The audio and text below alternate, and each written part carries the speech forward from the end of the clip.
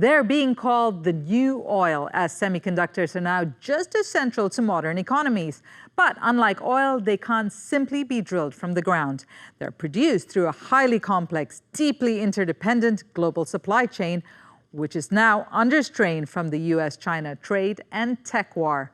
Against this backdrop of uncertainty, Southeast Asian nations are positioning themselves to move up the value chain.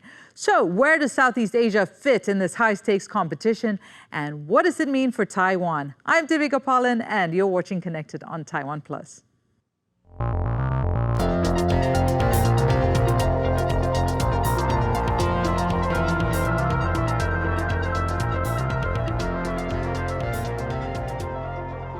To unpack how Southeast Asia is navigating the shifting dynamics of the global semiconductor industry, we are joined by Tseng non-resident fellow at the Research Institute for Democracy, Society and Emerging Technology at the think tank DSET. He's joining us from California. And from Bangkok, we have Archanun Kohpaiboon, Associate Professor of Economics at Thammasat University and also visiting senior fellow at ICAS Yusof Ishak Institute. Thank you, gentlemen, for being part of this program. I'm going to start with you, Archanun, and ask you about what's happening in Southeast Asia. I know governments are pouring money into tech parks and giving tax incentives, but where is it, Archanun, really gaining traction? First, I think the role of Southeast Asian economy has been moderate in the global semiconductor supply chain, comparing with the Northeast Asian economy like Japan, Taiwan, South Korea, and China. For example, in 2024, the external trade of semiconductor, exclude the solar panel, is about 1 trillion, 44% by Northeast Asian, and only 21% in Southeast Asia. But the things that is about to change right now, amid the escalating geopolitical tensions, many multinationals in semiconductor industries need to relocate their supply chain. To some extent, they have to less rely on China, so they have to go elsewhere. At the same time, Chinese firms need to find some supply that they previously sourced from the US. I want you to hold that thought, Archanun, because we are going to talk a little bit more about all the different points you made, all of them very important points in the whole ecosystem. But before we go to that, I want to go to Chris, and let's talk about Taiwan a little bit. It remains dominant in the advanced chip sector, but realistically speaking, 95% of the market is not so advanced chips, or mature nodes, as they call it, comprise 95% of the market. So as we see other countries try and create their own manufacturing industries, especially in Southeast Asia, should they be replicating Taiwan's model? Is Taiwan's model the viable example that they should be trying to go for, or should they be looking at reinventing the wheel, so to speak? Yeah, thanks for the question. So like you said, most of the semiconductor production manufacturing is still focused on the mature nodes semiconductors.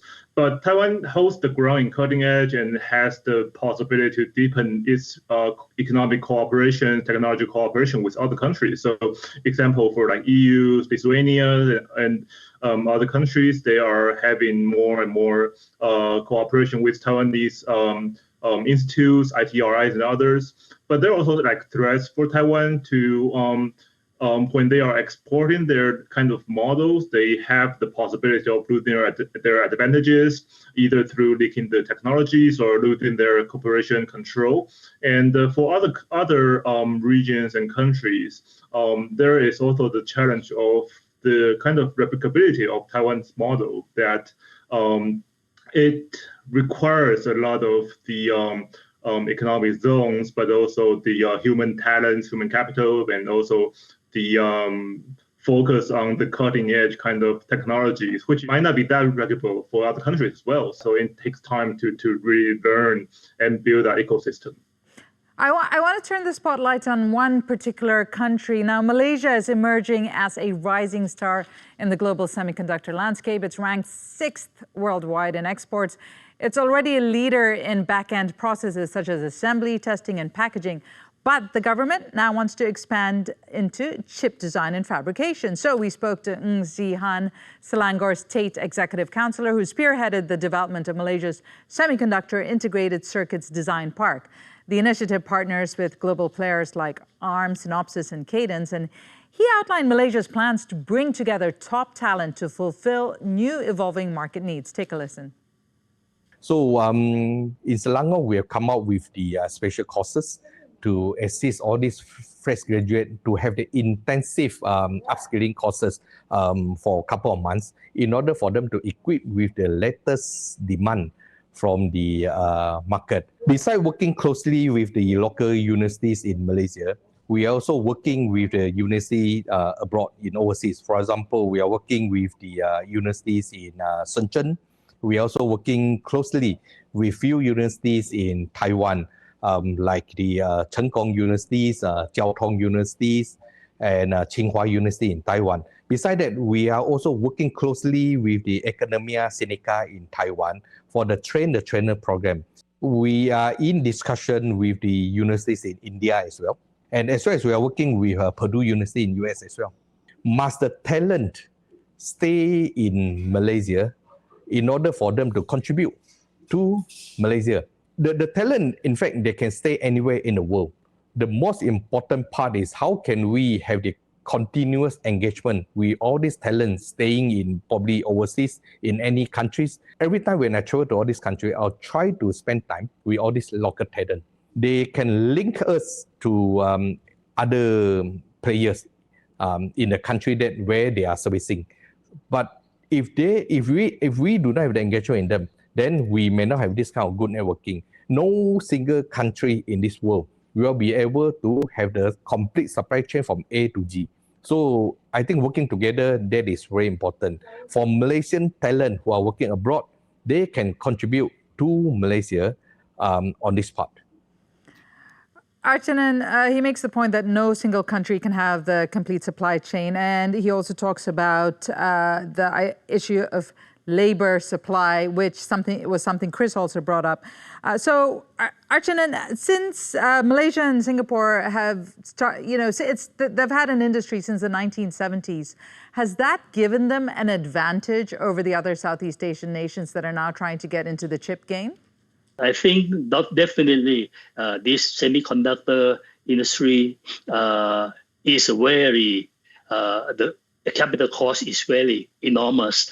And it's really, it work in a very crossroad environments. So it's not easy for the newcomer to get in. So the Singapore and Malaysia are in a better position because they are there before. So many multinational enterprises in the industries know and familiar with the business environment there. So they are the advantage. But right now, I mean, as I said, we need to cooperate in the sense that this industry are very huge, so we can specialize in certain niche and we can cooperate with each other with the upcoming challenge.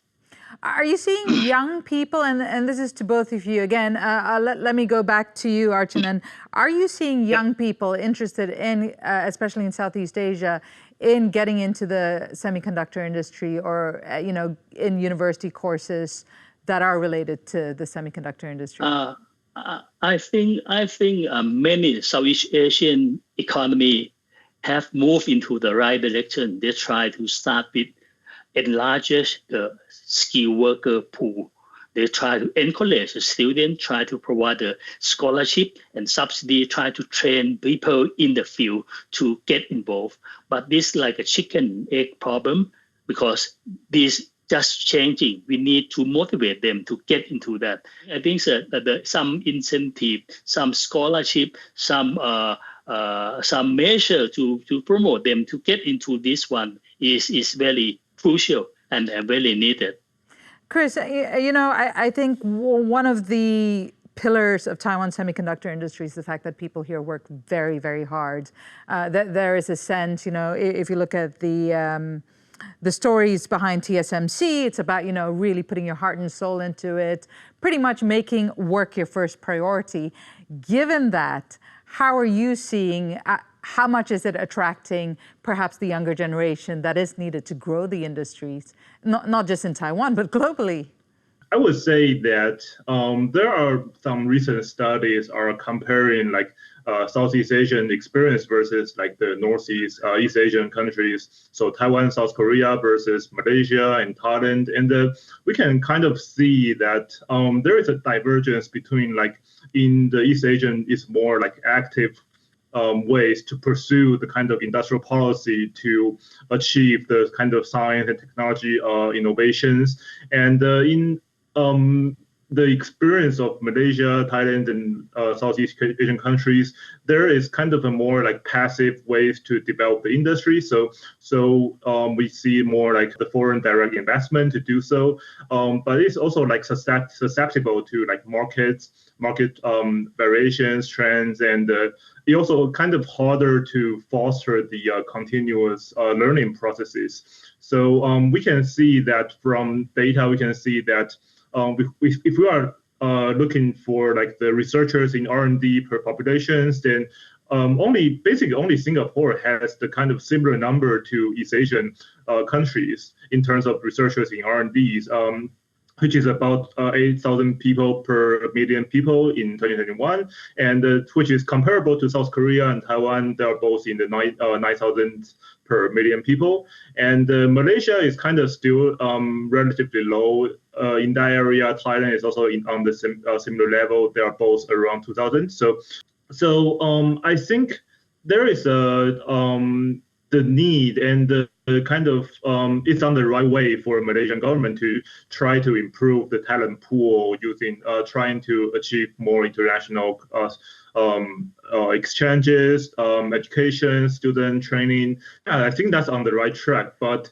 in order to retain or maintain your talent pool in the country, you still have to have a kind of interconnected, have a strong link between your firm, between all the companies, so that the students, they get the education, they get the training, and they would want to return to the country and to help develop their industrial base, so to speak. That's kind of the challenge I see for a lot of the Southeast Asian countries to do. Okay, to take that idea of interconnectedness, from the base level of research and entering the industry.